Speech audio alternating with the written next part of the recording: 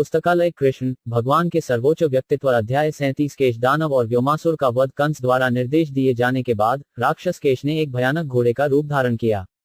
वह मन की गति से वृंदावन के क्षेत्र में प्रवेश कर गया, उसके महानया उड़ गए और उसके खुरों ने पृथ्वी को खोद दिया। वह कानाफूसी करने लगा और पूरे जंगल को डराने लगा।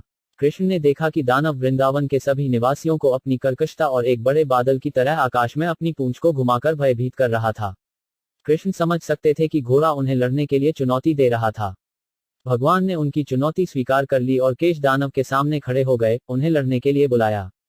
फिर घोड़ा गरजते हुए शेर की तरह भयानक आवाज करते हुए कृष्ण की ओर दौड़ा, उसके जबड़े खुले हुए थे जैसे कि पूरे आकाश को निगलने के लिए। केश बड़ी तेजी से प्रभु की ओर दौड़ा और उसे अपने पैरों से रौंदने की कोशिश की, जो मजबूत, बलवान और पत्थर की तरह सख्त थे। हालांकि कृष्ण ने तुरंत उनके पैर पकड़ लिए और इस तरह उन्हें चकित कर दिया।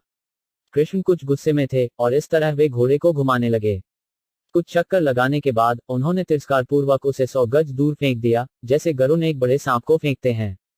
कृष्ण द्वारा फेंका गया घोड़ा तुरंत बाहर निकल गया, लेकिन थोड़ी देर बाद उसे होश आया और वह बड़े क्रोध और बल के साथ फिर से मुंह खोलकर कृष्ण की ओर दौड़ पड़ा।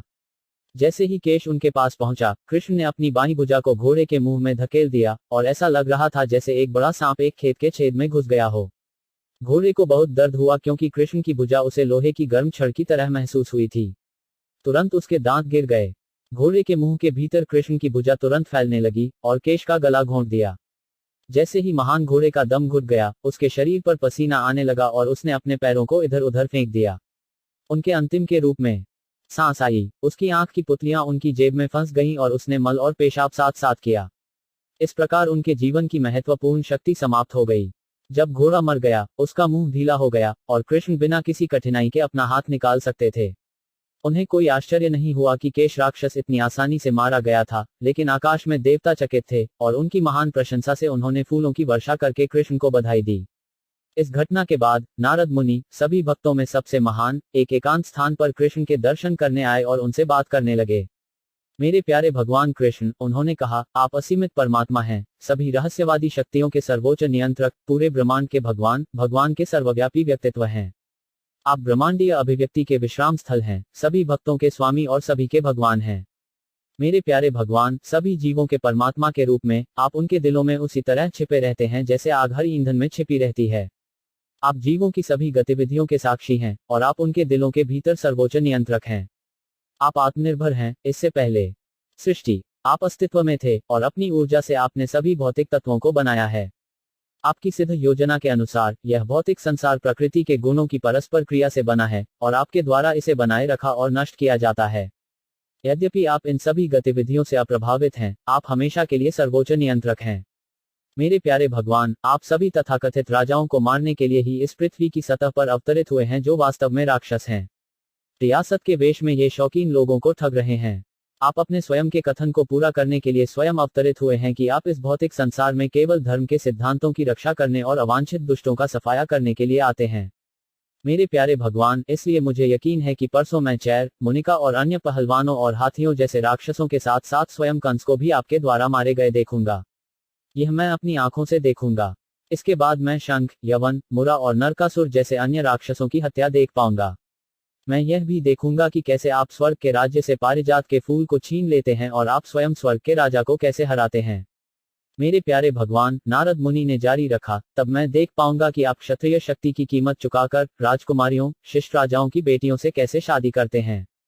जब भी कोई क्षत्रिय किसी महान राजा की अति सुंदर और योग्य पुत्री से विवाह करना चाहता है, तो उसे अपने प्रतिस्पर्धियों से लड़ना चाहिए और विजयी होना चाहिए। तब उसे दान में राजकुमारी का हाथ दिया जाता है। नारद मुनि ने कहा, मैं यह भी देखूंगा कि आप राजा नुक को नारकीय स्थिति से कैसे बचाते हैं, यह आप द्वारका में अधिनियमित करेंगे। मैं यह भी देख पाऊंगा कि आप अपनी पत्नी और स्यामंतक रत्न कैसे प्राप्त करते हैं और आप एक ब्राह्मण के पुत्र को मृत्यु से कैसे बचाते हैं, जब वह पहले ही दूसरे ग्रह पर स्थानांतरित हो चुका होता है। इसके बाद मैं देख पाऊंगा कि आप पौष का राक्षस को मारते हैं और काश के राज्य को जलाकर भस्म कर देते हैं। मैं देखूंगा कि आप महाराज युधिष्ठिर के महान बलिदान के दौरान सेदी और दंतवक्र के राजा को कैसे मारते हैं। इन सब के अलावा जब तक आप द्वारका में रहेंगे, तब तक मेरे लिए कई अन्य शिष्ट गतिविधियां देखना संभव होगा और आपकी कृपा से किए गए इन सभी कार्यों को दुनिया भर के महान कवियों द्वारा गाया जाएगा। कुरुक्षेत्र की लड़ाई में आप अपने मित्र अर्जुन के रथ चालक के रूप में भाग लेंगे और अजेय मृत्यु अवतार शाश्वत काल के रूप में आप वहां इकट्ठे हुए सभी जुझारुओं को परास्त कर देंगे। मैं उस युद्ध के मैदान में बड़ी संख्या में सैन्य बलों को मारते हुए देखूंगा। हे प्रभु, मैं आपके चरण कमलों को विनम्र प्रणाम करता हूँ। आप पूरी तरह से पालौकिक स्थिति में पूर्ण ज्ञान और आनंद में स्थित हैं। आप अपनी सभी इच्छाओं को पूरा करने में पूर्ण हैं। अपनी आंतरिक शक्ति का प्रदर्शन करके आपने माया का प्रभाव स्थापित किया है। आपकी असीमित शक्ति को कोई नाप भी नहीं सकता। मेरे प्यारे भगवान, आप सर्वोच्च नियंत्रक हैं। आप अपनी आंतरिक शक्ति के अधीन हैं और यह सोचना व्यर्थ है कि आप अपनी किसी भी रचना पर निर्भर हैं। आपने यदु वंश या वाणी वंश में जन्म लिया है। आपके शाश्वत आनंदमय ज्ञान के मूल रूप में पृथ्वी की सतह पर आपका आगमन आपका अपना मनोरंजन है।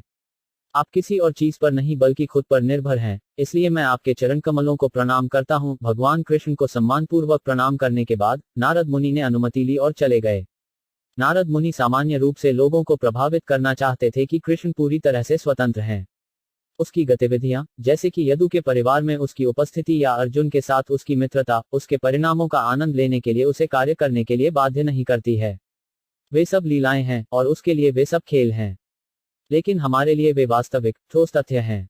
केश राक्षस को मारने के बाद कृष्ण अपने दोस्तों के साथ जंगल में गायों की देखभाल करने के लिए लौट आए जैसे कि कुछ हुआ ही नहीं था।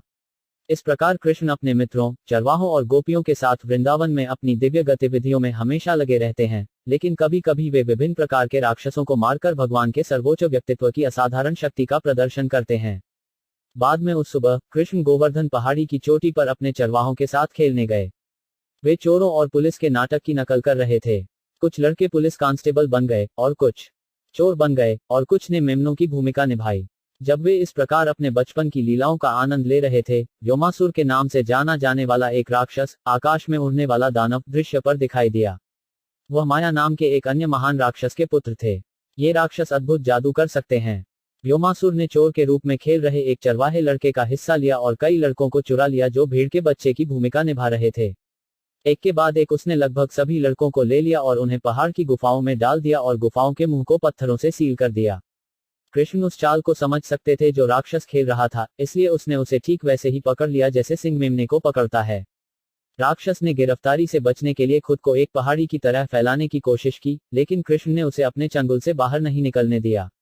वह तुरंत बड़ी ताकत से जमीन पर फेंका गया और मार डाला गया, जैसे वधशाला में एक जानवर मारा जाता है। व्योम राक्षस को मारने के बाद भगवान कृष्ण ने अपने सभी दोस्तों को पहाड़ की गुफाओं से मुक्त कर दिया।